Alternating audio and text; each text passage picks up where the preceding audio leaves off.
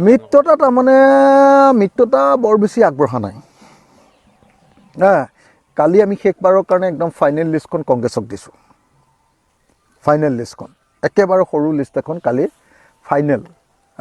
সৰু লিষ্ট এখন কালি আমাক দেৱব্ৰত শইকীয়া ডাঙৰীয়াই বিচাৰিছিলে আমাৰ হৈ আলোচনাৰ গোটেই কাৰবাৰটো চলাই থকা ৰাছেল হুছেইন আৰু ভাস্কুদি শইকীয়াই কালি ফাইনেল আমাৰ যিখন তালিকা সেই তালিকাখন কালিৰ দিনটোত আমাৰ পৰা লৈছে আৰু কালিৰ দিনটোত লৈ আমি বাৰম্বাৰ তেওঁলোকক কৈছোঁ যে 31 জানুৱাৰী তাৰিখৰ ভিতৰত আমাৰ এলায়েন্সটো শেষ কৰি দিব লাগে কাৰণ আপোনালোকে সকলোৱে জানে যে বিৰোধী পক্ষই নিৰ্বাচন খেলিবৰ কাৰণে প্ৰস্তুতি অলপ বেছি দীঘলীয়াকৈ কৰিবলগীয়া হয় বিৰোধী পক্ষৰ হাতত পইচা নাথাকে বিৰোধী পক্ষৰ হাতত সাধাৰণতে ইলেকশ্যনৰ সময়তহে মানুহবিলাক আহে তাৰ আগলৈকে চৰকাৰৰ কাৰণে ভয় কৰি আঁতৰি আঁতৰি থাকে গতিকে এই সময়ত মানুহখিনি পলিটিকেল হয় এই সময়ত মানুহখিনিক আমি ঐক্যবদ্ধ কৰিব পাৰোঁ কিন্তু একেবাৰে মূৰামূৰি সময়লৈ গ'লে বিজেপিৰ নিচিনা সংগঠন থকা পাৰ্টি যিবিলাক সেই পাৰ্টিবিলাকৰ লগত যুঁজ দিয়াটো কঠিন হৈ পৰিব সেইকাৰণে মই বাৰম্বাৰ কৈছোঁ আপোনালোকক এটা বস্তু মনত ৰাখিব দেই বিৰোধী ঐক্যমঞ্চটোৱে মেজিকৰ নিচিনাকৈ কাম কৰিব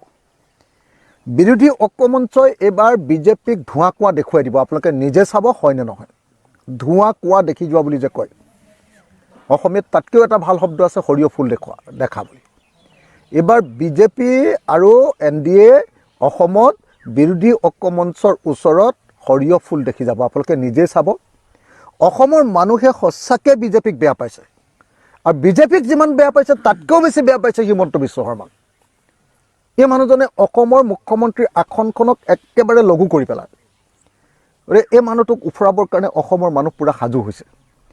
কিন্তু আমি বিৰোধী দলে যিমান সোনকালে আমাৰ ঐক্যমঞ্চটো শেষ কৰিব লাগিছিলে আমাৰ চিট বিতৰণ কৰি শেষ কৰি দিব লাগিছিলে সেই চিট বিতৰণ কৰি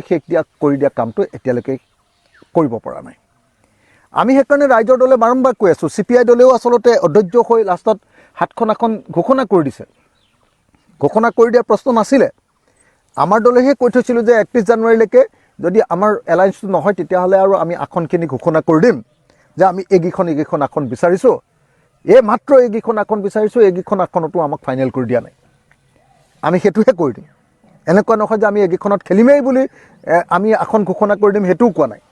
আমি ঘোষণা কৰি দিম যে আমি আচলতে বহুত দিন ধৰি লাগি আছোঁ কংগ্ৰেছৰ লগত বিৰোধী ঐক্যমঞ্চৰ লগত তেওঁলোকক সোনকালে শেষ কৰিবলৈ কৈছোঁ কিন্তু তেওঁলোকে সোনকালে শেষ কৰি দিয়া নাই আমাৰ দিগদাৰ হৈছে আমি সংগঠন কৰিব পৰা নাই মই গোটেই অসম ঘূৰি ফুৰিবলগীয়া হৈছে যেতিয়া মই কনফাৰ্ম হৈ যাম যে এইকেইটা চিটতে আমি খেলিব পাৰিম তেতিয়া গোটেই অসম মই ঘূৰি নুফুৰোঁ আমাৰ সমষ্টিকেইটাত মই কনচেনট্ৰেট কৰিম সেই কনচেনট্ৰেশ্যনটোৰ